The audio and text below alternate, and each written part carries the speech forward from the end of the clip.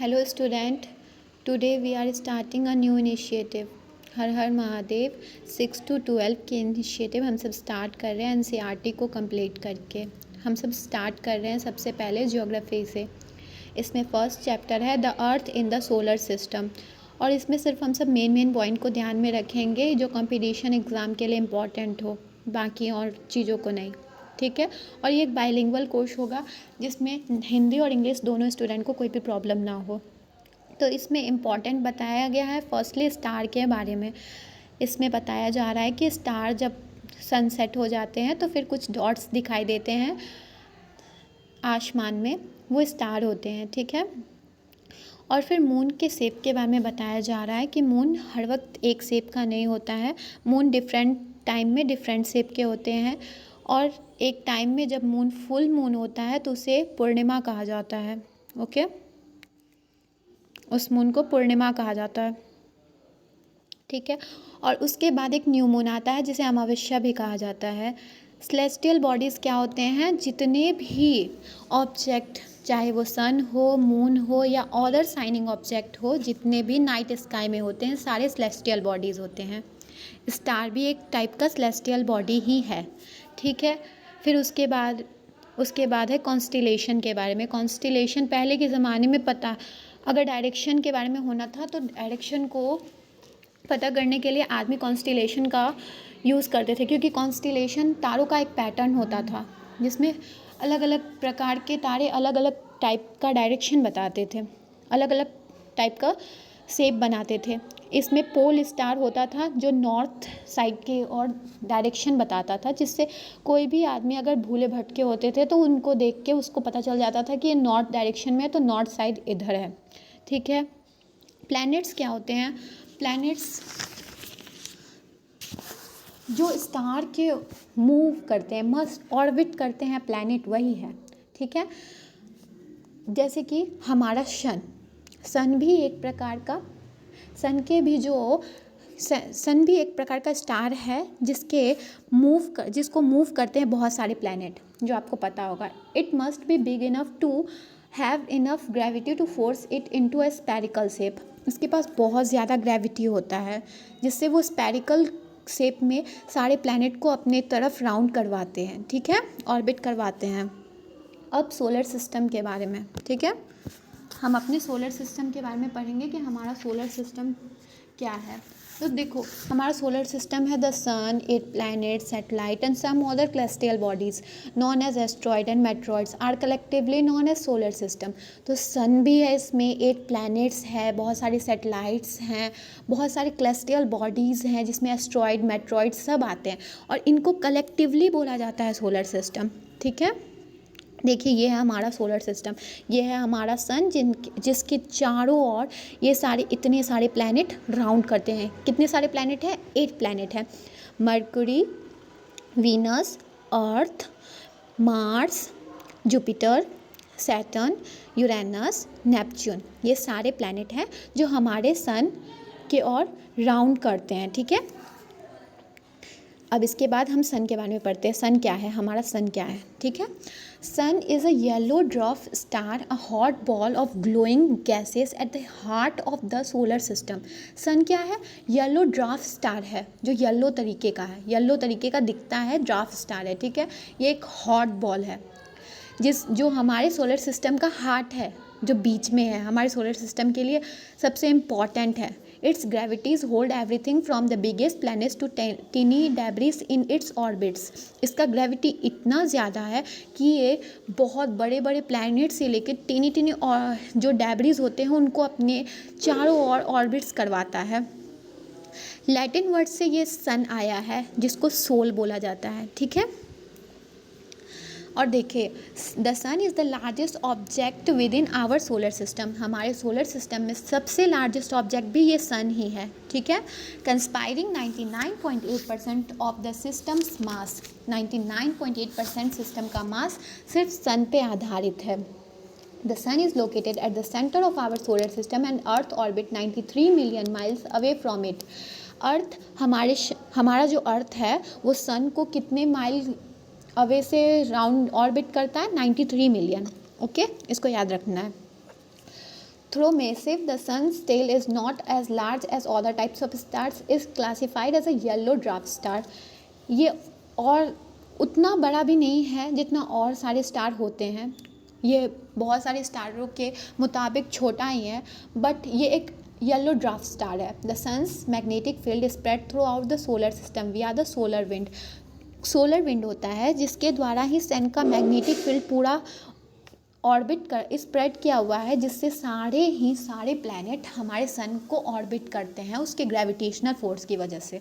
ठीक है, अब देखिए प्लैनेट्स क्या है. प्लैनेट्स पहले ही बता चुके हैं कि प्लैनेट्स बहुत सारे जो छोटे मोटे स्टार है ग्रेविटी स्फेरिकल शेप के हैं, वही है प्लैनेट्स. ठीक है, प्लैनेट्स में हमारा प्लैनेट्स को ये करने के लिए एक स्टार का ज़रूरत होता है. प्लैनेट को अपने सराउंडिंग रखने के लिए, उसको ऑर्बिट करवाने के लिए एक स्टार की ज़रूरत होती है. जैसे हमारा सन भी एक प्रकार का स्टार है जो बहुत सारे प्लैनेट, जैसे 8 प्लैनेट को अपने तरफ ऑर्बिट करवाता है. It must be big enough to have enough gravity to force it into a spherical shape.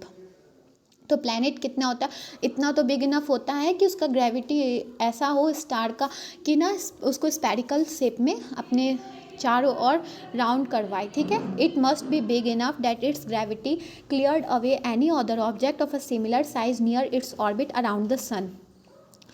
जिस प्लैनेट में यह गुण नहीं होगा वो ड्वार्फ प्लैनेट कहलाएगा. ठीक है, जो भी प्लैनेट इतना बड़ा नहीं हो, इतना उसको ग्रेविटी नहीं होगा कि वो सन के चारों ओर राउंड कर सके, और फिर उसके बीच में अगर कुछ भी कोई भी बाधा आए उसको हटा के भी वो सन को चारों तरफ से ऑर्बिट कर सके, तो वो ड्वार्फ प्लैनेट कहा जाएगा. ठीक है, अब पढ़ते हैं हम अपने अर्थ के बारे में. देखो हमारा अर्थ जियोइड शेप का है. हमारा अर्थ राउंड नहीं है, हमारा अर्थ जियोइड शेप का है. ठीक है, और अब अर्थ के बारे में पता है कि अर्थ 1/3 पानी से घिरा हुआ है. हमारा अर्थ ब्लू प्लैनेट इसीलिए कहा जाता है क्योंकि वो अगर उसको स्पेस से देखा जाता है तो वो ब्लू दिखता है, तो इसीलिए हम सब अपने अर्थ को ब्लू प्लैनेट भी कहते हैं. ठीक है, अब देखो मून क्या है. अब रुकिए, मून के बारे में बता रहे हैं. मून जो है ना, our earth has only 1 satellite. हमारे अर्थ का सिर्फ एक ही सैटेलाइट है. हर एक प्लैनेट के पास अपना अपना सैटेलाइट है, पर हमारे अर्थ के पास एक ही सैटेलाइट है, वो है हमारा मून, हमारा चंद्रमा.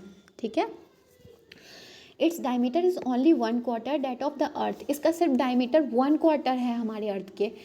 ये तो अर्थ से बहुत पास है, इसलिए हम सबको बहुत बड़ा दिखता है. It is about 3,84,400 kilometre away from us. हम सबसे ये 3,84,400 किलोमीटर दूर है हमारा मून. ठीक है,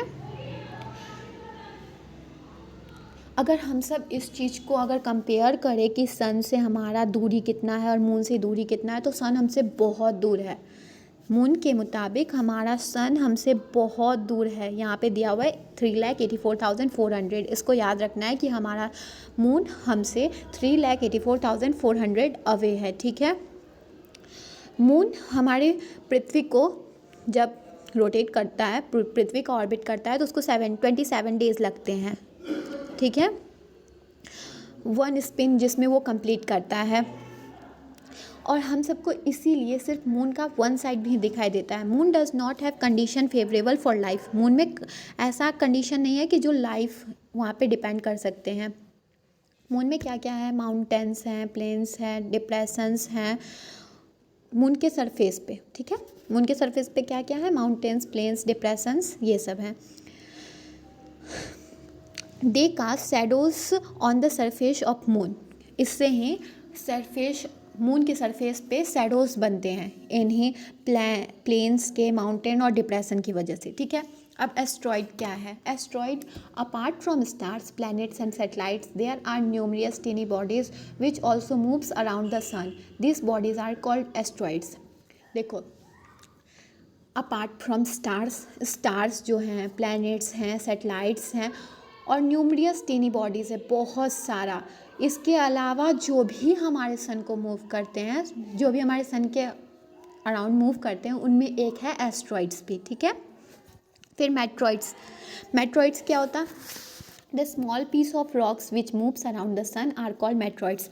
छोटा छोटा जो पीस में सन को जो मूव करता है ना रॉक्स, उनको मेट्रॉइड्स कहा जाता है। मैटर और मेट्रॉइड्स में क्या फ़र्क है अब ये बताते हैं, ठीक है। Meteors are tiny piece of metal और rock which comes into existence from asteroid breakup. जब एस्ट्रॉइड ब्रेक हो जाते हैं तो फिर मैटर्स बनते हैं, वो छोटे छोटे पीस होते हैं मेटल और रॉक के। Most matters burn up before they even rich in the earth. बहुत सारे तो मैटर्स जल जाते हैं जब तक वो धरती तक पहुंचते हैं, जिसको हम सब शूटिंग स्टार बोलते हैं। हम सब बोलते हैं ना विश करो स्टार टूटा। स्टार कभी टूटता ही नहीं, मैट्रॉइड्स होते हैं जो जलते हुए आते हैं, इन्हीं को हम सब स्टार समझ लेते हैं और फिर विश करते हैं। आज से याद रखना कि ये मैट्रॉइड्स है, ना कि कोई स्टार, ठीक है। उसके बाद क्या होता है, कॉमेट्स के बारे में बताते हैं। कॉमेट्स सेलेस्टियल बॉडी है विथ अ ल्यूमिनियस टेल्स।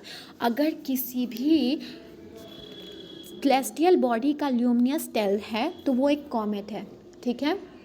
और सैटेलाइट भी ना बहुत प्रकार के होते हैं। कुछ कुछ सैटेलाइट तो हम सब खुद बनाए हैं, ह्यूमन मेड भी सैटेलाइट है, ठीक है। ये बहुत इंपॉर्टेंट है एग्जाम पॉइंट ऑफ व्यू से, याद रखना कि ह्यूमन मेड सैटेलाइट भी है जो आर्टिफिशियल है, ठीक है। जिसको साइंटिस्ट ना खुद से बना के यूनिवर्स के लिए कम्युनिकेशन कैरी करने के लिए और रॉकेट के रूप में भेजे हैं अर्थ से, ठीक है। उसको याद रखना। और इसमें से हम कुछ सैटेलाइट का नाम बता देते हैं, जिसमें है इनसैट, IRS, एड्यूसेट, ठीक है। तो इनको याद रखना है कि कुछ सैटेलाइट है, ये इंडियन सैटेलाइट है, इनसैट, IRS और एड्यूसेट, ठीक है, जो हमारे द्वारा ही भेजा गया है स्पेस में सैटेलाइट के रूप में, ठीक है। ये ह्यूमन मेड सैटेलाइट है, ठीक है। अब लास्ट में दिया हुआ है गैलेक्सी। गैलेक्सी क्या होता है, गैलेक्सी होता है huge system of billion of star. जब बिलियन ऑफ स्टार मिलते हैं ना तो ह्यूज सिस्टम हो, बिलियन ऑफ स्टार्स जब एक जगह इकट्ठे होते हैं, जब एक जगह बहुत सारे स्टार इकट्ठे हुए तो वो गैलेक्सी बन गया। और हमारी गैलेक्सी का नाम क्या है, मिल्की वे, इसको याद रखना है। ये सब तो हम सब बचपन से पढ़ते हुए आ रहे हैं कि मिल्की वे हमारा गैलेक्सी, हमारा जो गैलेक्सी है वो मिल्की वे गैलेक्सी है, बट इसको अच्छी तरीके से याद रखना है। और यूनिवर्स में इतने एक तो गैलेक्सी में बहुत सारे स्टार्स हैं और एक यूनिवर्स में बहुत सारी गैलेक्सी है, इसको याद रखना है। एक यूनिवर्स में बहुत सारे गैलेक्सी और बहुत सारे गैलेक्सी में बहुत सारा सोलर सिस्टम और बहुत सारे सोलर सिस्टम में अर्थ की तरह बहुत सारे प्लैनेट, और उस अर्थ प्लैनेट पे हम सब जैसे बहुत सारे इंसान, ठीक है। तो ये चैप्टर यहाँ पे कंप्लीट होता है। अब आप सबका होमवर्क है कि अगर आप सबको अच्छी तरीके से समझ में आया तो इसके जितने भी क्वेश्चन आंसर है सारे को सॉल्व करना है, वो भी अच्छे से, ठीक है। हर हर महादेव।